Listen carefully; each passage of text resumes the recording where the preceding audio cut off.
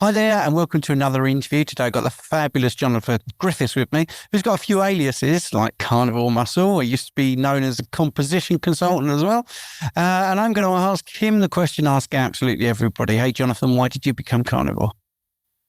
That's a great question. So thanks, first of all, thank you for having me on the talk today for an interview. I appreciate you inviting me on. Why did I become carnivore? So this started back 4 years ago, 4 years and 5 days ago. So February the 2nd, 2020 was my start date. I didn't start January the 1st because there was too much chocolate left over after Christmas. But I kind of heard ramblings about it, World Carnivore Month, that sort of thing around that period of time. So that's when World Carnivore Month was really a thing. Like people really started to hit on it and talk about it. I'd say that's probably when it really started to trend upwards around that sort of time period. So at the time, I was working at a vegan health food shop. At that point, I was probably there for a few months, and I was still eating animal foods. Then I was thinking like, I'm seeing a lot of people come in, they're not very well, mostly plant-based or vegan. They come in spending sometimes £300-400 per month on supplements of all various different kinds, all the sorts you could think of. So herbs, vitamins, minerals, weird, complex mixtures of things, tinctures, bottles. And I thought, they're spending all this money. They're probably spending more on this than they are food. So something's obviously wrong with the food they're eating. And obviously I've got my nutrition degree, which I completed in 2018. And I kind of understood, okay, animal foods are essential. We weren't taught in great detail the significance of animal foods in university. It was simply that we needed iron, B12, vitamin D, omega-3, things like that. But they weren't too keen on disparaging the difference between plant foods and animal foods. It was all about eating a balanced diet, lots of fruit, fiber, vegetables, phytonutrients, and all the things that apparently your body doesn't really need. And I found that to be true myself. So going back a little bit in the past, so I started to mess around with my body in different ways. So when I was about 11 years old, I'd say somewhere between a 10 and 14-day water fast. In that time, I drank only water. I didn't consume salt, funny enough. And I was drinking occasional lemon juice at night, just because I thought it was apparently good. When you sort of read your mum's women's magazine sort of thing, whatever it is, Women's Health, whatever, it says, lemon juice at this time of the day, it's great for detoxing, all this sort of thing. So I thought I'd add that in because it seems to be quite innocuous. And at the time I was, looking at calories and things, for, okay, that's like 2 calories per so many milliliters. I can probably get away with that. It's not going to break the bank. And I was looking at myself, I had probably self-image issues at that point. I probably still do now, to be honest, and bodybuilding still. Fast forward to the end of that water fast, nothing happened. My weight stayed the same. I looked the same. Did I feel better? Probably about the same, to be honest. And that was probably my first thoughts around like the concept of calories and calories out. Obviously, something there didn't work. I should have lost 5, 6, 7, 8, 9, 10 pounds. So that taught me that there's a very strong hormonal aspect to it. Then I sort of packed that one in, didn't really think much about it again. I didn't revisit it. Then I started competing in bodybuilding competitions. So this was roughly 2 years after I started training in the gym, which was about the age of 14. My brother got me in the gym. We're doing different workouts. So he'd go in the big boy section, all the big boy weights, and I'd use the little weights, the pink dumbbells and, the ab crunch ball thing and, a few like assisted pull-ups and things like that. Bit of elliptical trainer, so cardio. And from within about 6 weeks, I got pretty shredded. So I started off bit of a belly, mostly hormonal, puppy fat, you might call it. And I got slim, athletic built, ripped, like by anyone's standards, probably top 5% physiques in any gym that I'd go to at the age of about 16. And that's quite telling to me. I was like, okay, well, I'm doing quite well here. Something's obviously in my favor, whether that be genetic or situational, what have you. My brother and dad, both very athletic, both, won their sports days, events and things like that. So there's definitely a genetic component there towards athleticism. Now, moving forward a little bit, see bodybuilding, bigger is better. You don't get small bodybuilders that win nowadays, really, unless they're in a smaller division where they're sort of capped at a certain weight category, perhaps. I was like, okay, how do I get bigger? So more carbs, more protein.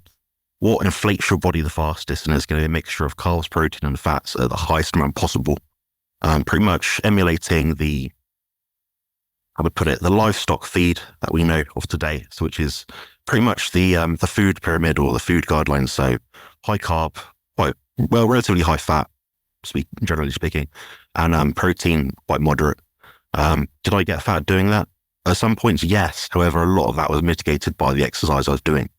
So I was doing perhaps, 15 hours a week of activity. About 3 hours of that was circuit training.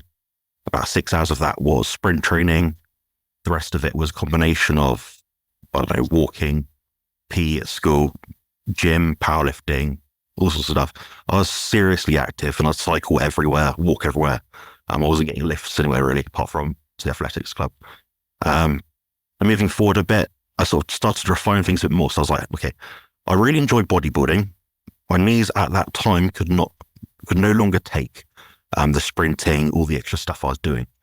So I thought, okay, I'm going to focus on my intentions of bodybuilding.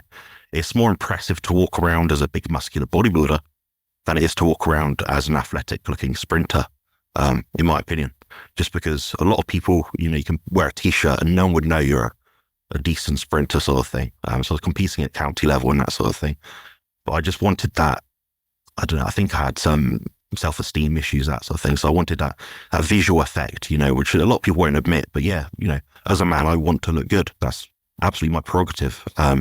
And that's obviously scalable based on who you are, what your objectives are, and what you want to achieve long term. Moving forward a bit, obviously quit sprint training. I was still doing different sports, rugby, American football, soccer, or, English football sort of thing. And I started to lose interest in those over time and had issues with my back. So I believe I had bilateral pars defect, which was a result of an injury when I was about, 13, 14 years old. So this was in school when I was playing rugby in an international sports tour in Italy. Illegal tackle, absolutely, you think was correct or legal about it, if that makes sense. So it was absolutely not deserved and it was out of play.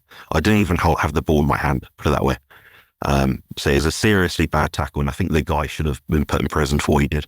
I really do, because what he did was not right.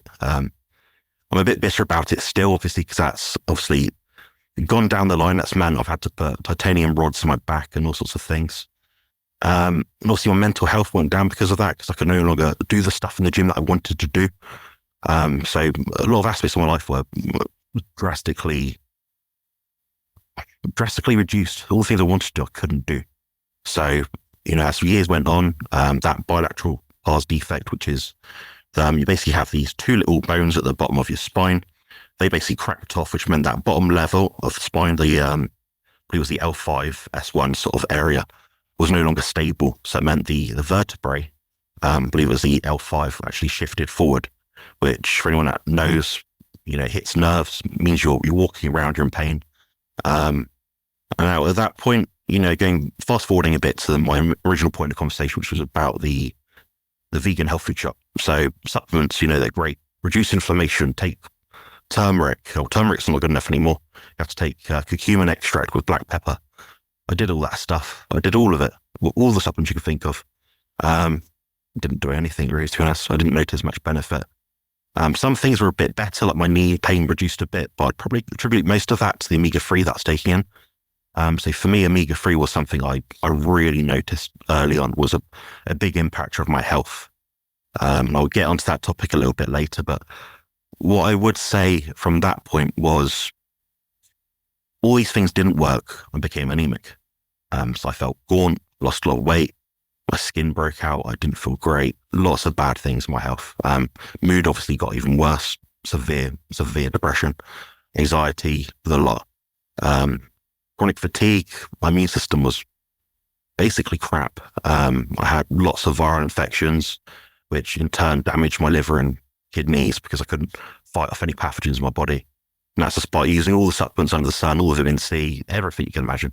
I was loading on it, like £100 a month probably or more, just on supplements. It didn't do the job. So obviously, getting to the point of the vegan health food shop, I was like, all the most nutrient-dense foods, the supplements aren't doing it. What can the diet do? So I started to look at the carnivore diet. And interestingly, I did actually start the carnivore diet, not for long, for 5 months stint, when I was at age of 16. But I did that using cans of tuna, 5 a day, honestly, and a few eggs. So it's quite a bizarre diet to follow, but when I set mind to something, I can do it. I got quite lean doing that. If I was to guess how much protein fat I was having each day, fat was below 50 grams. Protein was probably about 200 grams or something, roughly around there.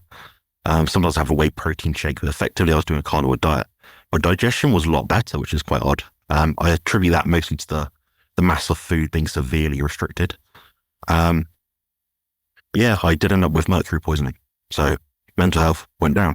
So I was trying all these different things at various different times, and a lot of it did not work. It was absolutely horrendous.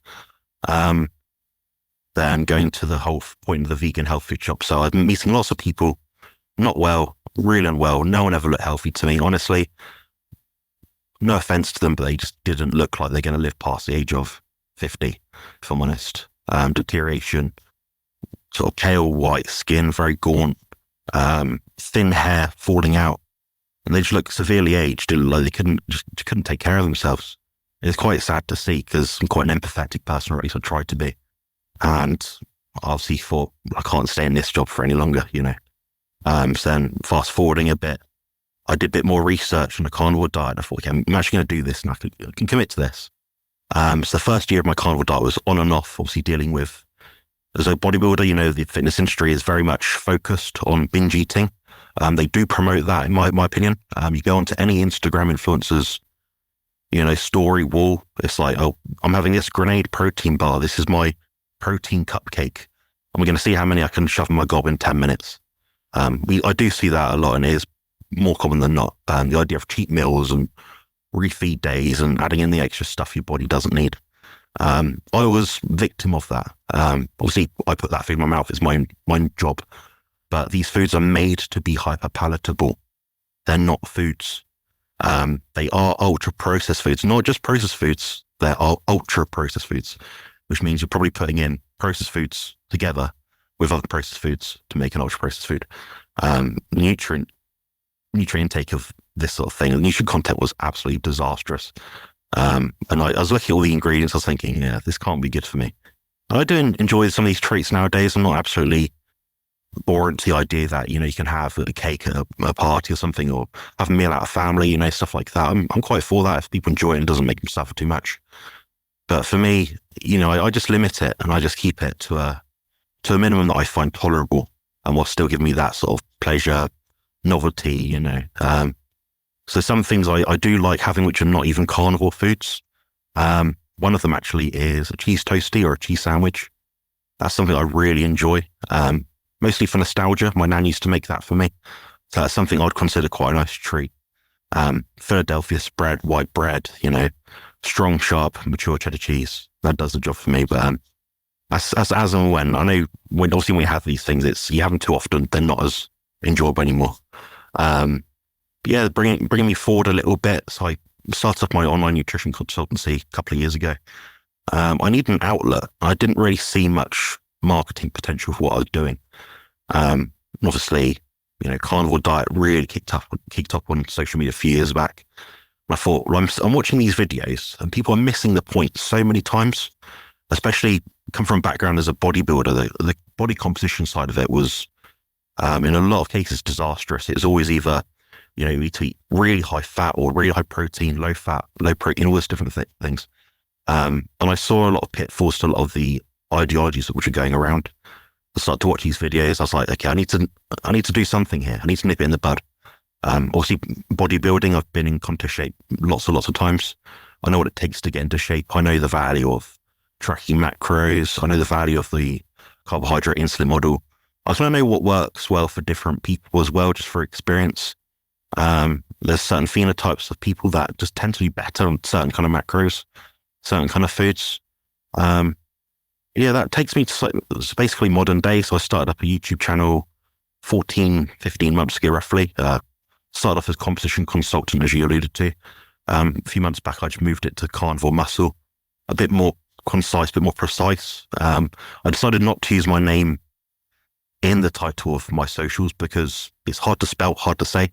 I've got a very long name, Jonathan Michael Griffiths, BSc, I can't say Coach Jonathan Griffiths. It's too long, and people won't know how to say it. They won't be able to spell it. Which is why I wish I had a name like Stephen. Sometimes it's much easier. But yeah, that's pretty much it I'd say in a nutshell. But I'm happy to sort of go into more detail about any points if you've got any questions. Well, I thought that was fabulous, Jonathan. And one of the reasons I like having you on or working with you on the Carnivore Team GB is because you always bring to the table something different and new and honest. So have I got questions? Yes. If we could do a sort of like a quick fire round of the questions that come from that brilliant introduction, let's see how that goes. So first thing that jumped out at me was omega-3. So how you said that really helped, and turmeric and black pepper and all that. And I went down that route when I had lower back problems. How was you getting your omega-3s? So omega-3 at the time was mostly through supplements. So liquid bottle. I've actually got one right here. Yeah, please show us. So this is one, it's obviously been green screened out, but that's one that I use. It's one of two brands that I think is excellent. What's the brand? Could you say it? Because you couldn't brand it. Yeah, Barefoot Nutrition. So Barefoot Nutrition omega-3. The other one I've used is Wiley's Peak EPA, and I always buy in a bottle. I think it's less processed. It's not been put into a capsule. Liquid bottle, job done. The distilling process is good. They use small, low toxicity fish. The only concern I do have, although I'd say I've not experienced an issue because of it, is potential aldehyde content. So that's a toxin. Your body does produce some of it, obviously, but too much of something is not great for the body. So I'll just I want to be very clear with people, if you're going to use these things, it's better to get it from whole food. And that's what I do for the majority of my omega-3 intake. So I am consuming mackerel, omega-3, very occasionally I consume sardines, things like that, in water and brine. Or just I steam it, smoke it myself, something like that. But yeah, that seems to be a very big thing for me. I was actually listening to a few things over the past year by Jack Kruse, and the significance of DHA is really, really undervalued in my opinion, particularly people with gut distress, autistic spectrum disorder. It seems to be that people with autistic spectrum disorder, like myself, they have a high requirement for certain things. I think a lot of these things can be characterized by certain traits, genetic expressions, markers. So you can look at a lot of studies online. So if anyone's watching this and they be curious, common metabolic diseases in autistic people, something like that. You can go on PubMed, Science Direct, something like that, and find out some information about that. Detoxification pathways are usually poor. Sleep quality is poor, depression, anxiety. There's lots of comorbidities towards people with autistic spectrum disorder. And I think if I was to pick one thing, it'd probably be, in terms of supplemental wise, it'd be something either between vitamin D, omega-3, taurine, or maybe magnesium. I think you can get all the B complexes you need in meat, for example. But I'm not against supplements, if that makes sense. I know a lot of people say, you can get all nutrition you can from beef. Yeah, that's true. But I've experimented myself. This is my N=1. Added things in, taken them out. And it seems to be that adding omega-3 to my diet, either through a supplement or just extra oily fish, seems to be really helpful. Seems to benefit the enteric function of your body. There's pretty strong suggestion, at least, that a high DHA concentration within the diet seems to improve endothelial function in the gut as well, which is great if you've got intestinal permeability. If I use painkillers, as I was talking about earlier about the spine and stuff, that seems to really wreck my guts.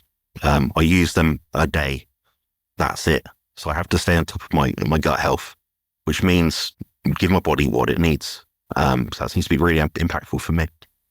Brilliant. You used a classic oxymoron at the beginning when you said vegan health food, and you mentioned 3 nutrients there, and you've also just mentioned something I think I'd like to say. You said look up on PubMed or Science Direct. A lot of vegans might have used Google, for instance, to look for a good source of iron. You mentioned iron as a deficiency in the vegan community. Maybe it's not their fault because they've Googled iron. And if you do this, you'll see the top 10 sources of iron are not the top 10 sources of iron. They're the top 10 sources of plant iron, which isn't heme iron and is not bioavailable. So I think you're right to do your own research, and obviously you've done that. I really like the fact that you were even, 11, 12, 13, 14, looking at things and being critical and doing some critical thinking, which is really lacking in modern society. Um, I, I was very interested in a couple of bits because you said about your own self-esteem, but also you were saying about the vegans look a certain way. And I absolutely hate sort of generalizing, but that is true. A couple of celebrities recently, like Robert Downey Jr., went down the vegan route and his appearance deteriorated. One of the shows I like in the UK is Would I Lie to You? Or one of the people on there I like is Lee Mack. And I couldn't work out what was going on because he started to look really ill and I was a bit worried about him. And, lo and behold, you find out he's vegan.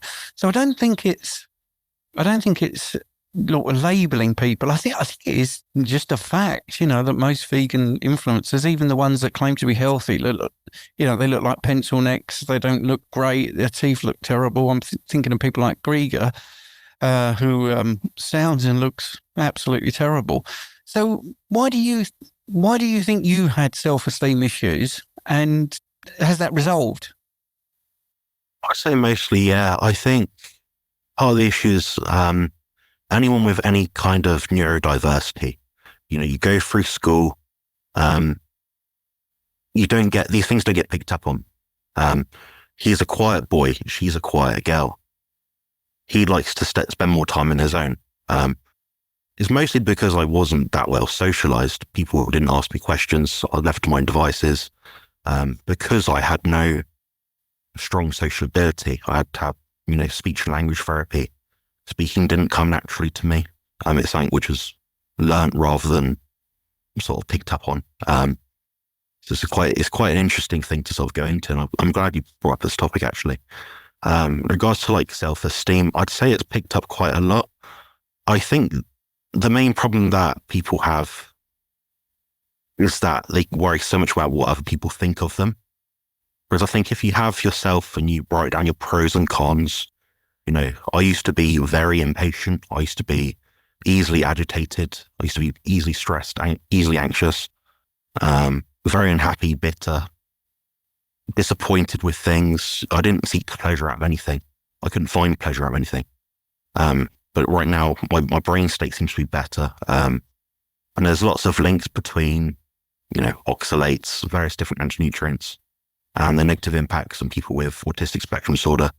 I think a lot of it does come down to the mitochondrial health level, so the quantum biology, and also the deuterium level in the body, high deuterium, low mitochondrial function, lesser ability, and more susceptibility to illness. There seems to be a complex of those kind of things. Then the other things was obviously the leaky gut and intestinal permeability. So I'd say my attitude has changed because I'm in a better place to apply myself. And obviously my background is in bodybuilding, nutrition, that sort of thing. And that did take me quite far, but now I'm able to transfer over the skills I learned in that. So the discipline, the patience, I've been training for 15 years roughly. It takes a long time to build your body. But when you sort of get close towards your end goal, you start to see and you're able to reap the rewards of the time and effort that you put in. So nowadays, like you, Stephen, I'm sure, putting yourself in front of the camera, spending hours upon hours editing videos, trying to perfect it to get the right bit at the right second. For me, it's second nature now because I've applied myself before and now I'm doing it again. My body and mind are in a better state to do that because I've just got the patience to do it, which I think is probably quite natural upon people that follow the carnivore diet. They seem to be quite patient, especially people that are quite far into it. So even people that are long-term keto, long-term carnivores, they seem to be very stoic kind of people. I've met loads of people in our space, Chafee, Baker, Bart K. When you actually speak to these people and you actually know them, I'll say relatively well, you realize they're very normal people. They're not putting on an act, which is quite interesting. I mean, Bart K does put on an act for his videos. But if you've spoken to him off there, he's actually a very normal, fun-loving kind of person. So yeah, I've learned a lot along the way, and the self-esteem's definitely picked up because I'm probably one of the youngest people in this space right now that consistently uploads. I'm 28 years old. Most people in space are 40, plus. So, I've picked up a lot of self-validation for that, as I'm doing something which most people don't seem to be doing for whatever reason, I don't know, under the age of 40. So yeah, that's my take on the self-esteem issue. Yeah, I think, yes, you mentioned me there. I don't like my appearance at all. I mean, I get a lot of compliments and I really appreciate them. I'm 60 this year and people often say, well, what do you put that down to? And I do think it's Carnivore. The only supplement I use is the Stem Enhance, and I do think that is part of it. I've got to be honest. That one. Yeah, Stem Enhance. Yeah, it's very good. Yeah. But I also liked what you said about what people think. Well, there's two things here I want to say. I used to be very conscious when I first got my hearing aids. If I told you what I think made me go deaf, I wouldn't be allowed to say it on YouTube. All right, so people can put together what that might be. And I was really, really conscious of my hearing aids. And there was a quote that I saw about 5-6 years ago, and I thought, I wish I'd read that when I was 20 and been open to it. But it said, when you're 20, you are so worried about what people think of you. And then when you get to 40, you don't care what people think of you. And then when you get to 60, you realize they're not even thinking of you. And, we all worry way too much about what we look and what we look like, what we give out. But that's the world. I mean, it is the world. And if it affects you to the point where you want to do something about it, but make it a positive, but you definitely have. And I would go as far as to say, even your social media content, I love the way that you worked on it. You sound better, you look better, your backdrop looks great. And that's good. I don't think there's anything wrong with wanting to present the best version of yourself, as long as, you're not hung up about it and, you realise that's what you're doing. I mean, I've been very open about when I went grey, which I can't believe is reversed. And I used to use a bit of mascara to make my hair look blacker, which is a good tip for people. And by the way, if they're starting out and they are worried about their grey. The other thing you mentioned, and I've never heard you talk about this as honestly, is about this terrible tackle and being bitter about it. And that's a strange sort of pejorative term, because do you know what? If something happened to me like that, I think that's not being bitter. I think that's being realistic. That's a proper place to put your anger, because someone has robbed you of your health and done something that's completely out of the game. I would like to ask you, if that had happened in a legitimate tackle, as part of the game and it was an accident, would you still be bitter? No, because I don't think it wouldn't be a person's choice if it was like that. And if it just happened, I fell in a funny angle, I probably wouldn't even think about the person. I'd think about the situation, this is dreadful. I wish it didn't happen. But this is more against the person themselves. Obviously, I don't go to bed at night thinking, oh, I hate this guy. I think he, should burn or whatever. I don't think that. But it's like, I really wish he didn't do it. And I wish he could see me right now and just say, I apologize for what I did to you. Yes. I mean, is your back still giving you problems? How have you managed it? What have you done? So I had a spinal fusion, as you know, about a year and a month ago, something like that. And that's reduced the pain in the back a lot. What I will say now is, because of my surgery, I've now got a lot of pain in my right hip, which means my mobility is poor. I can walk the dog for 10 to 15 minutes. I can stand for about 15, 20 minutes. So it does prevent me from doing a lot of things. Like, as you know, we had a talk with, I think Phil Eskel, that was meant to be coming up soon. For me, sitting on the train for 4 or 5 hours, whatever it was, I couldn't do it. Even if I can stand up, just sitting there, I couldn't do. So between the podcasts I do with people like yourself, the talks, the consultations online, I'm pretty much lying down, which is very frustrating, because it means I can't just go to a party and stand up and meet everyone and, when I sing, dance, and all the things I used to might have been able to do before. So it's very limiting in that sense. My day-to-day pain is less, I'd say, overall. But the mobility side of it, so walking around is probably worse overall. It's frustrating, but there's not a lot you can do, but you can just focus yourself on and focus your attentions on the things that you can do. So I can spend a bit longer sat down now on a chair. My lower back doesn't seize up as much, so I can spend more time editing videos and doing the stuff that you probably do. Can you get in the gym? Get in the gym? Yes, the gym's fine as well. I can't do deadlifts, can't do bent over rows, can't do squats. Not to any appreciable degree. I can probably bent over a row or deadlift like 20 kilos. For anyone that's wondering, that's not a lot of weight at all for someone my size. That's effectively the bar. I can, however, use very precise movements in my workouts. So a lot of isolation, machine-based apparatus, cables, bands, that sort of thing.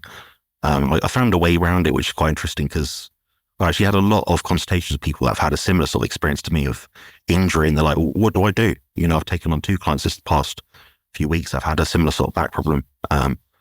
And I'll be able to sort of transfer my knowledge onto them. So although it's made a setback for me on a personal level, I've been able to share my experience and how I've overcome a lot of the issues I would otherwise have.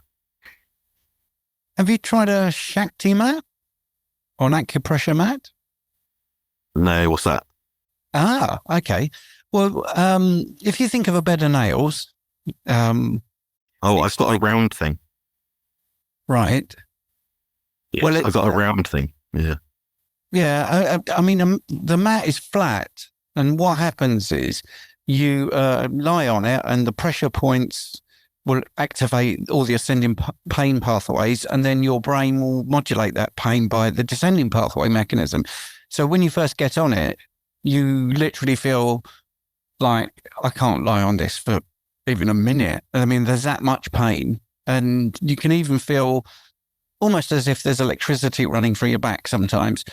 After maybe a week of using the Shakti mat, I mean, many people report they can sleep on it. They can actually doze off, and they have to get their partner to wake them up and say, after 20 minutes, can you get me off this? And I think that's been remarkable for a lot of people. I mean, I had lower back issues. I've been hospitalised twice and told in my 20s I'd be in a wheelchair by the time I'm 50. There's no way I've ever been in a wheelchair. And here I am at 60 and playing five-a-side football even tonight. So I think a lot of the pain relief I got from the Shakti mat was very convincing. And it might be something I'll send you details of afterwards, because it is worth, if you're lying down, you might as well lie on a Shakti mat for 20 minutes and see if it does reduce the pain. You're tapping into your body's own resource. And I know there's people out there will be thinking, well, this is a bit woo-woo. Why is Stephen talking about this? He's got a science degree. But it works, and it works on a mechanism that's known, which is the ascending and descending pathway. So it's worth a try if you've got any back pain or any pains. And if you've got pain in your hams or your glutes, you just literally just put that area on the mat. 20 minutes later, get away, and you should see some relief, because your body is producing endorphins, which is just an endogenous morphine. So, yeah, I would have a look at that, Jonathan. The other thing you said, and I thought it was quite a funny little thing to add in about what you did when you were a child, was very similar to how they fatten and grow cattle. So could you expand on why you said that?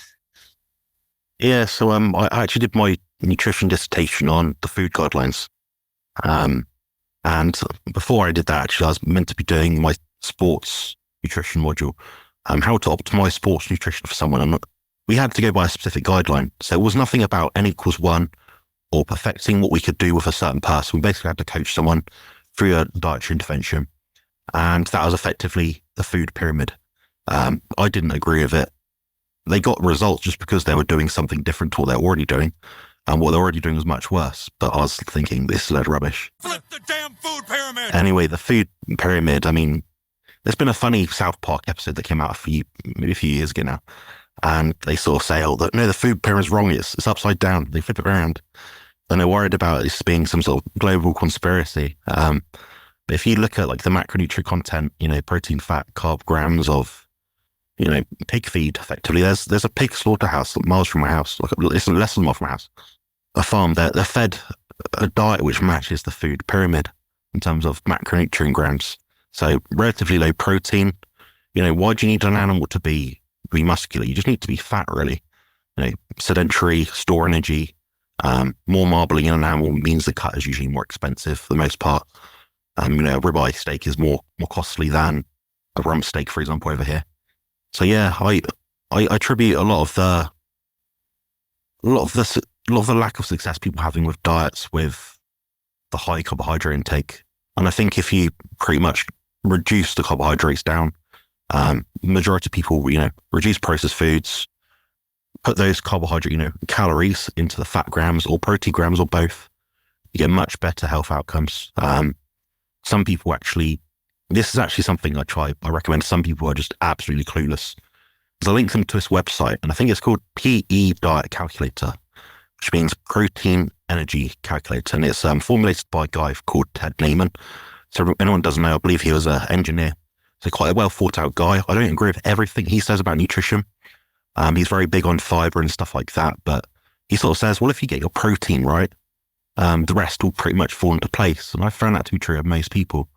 It's very hard to get fat if you get your protein grammage right, because it has such a high peptide factor, which allows you to be satiated or feel satiated. So per calorie, protein is extremely satiating.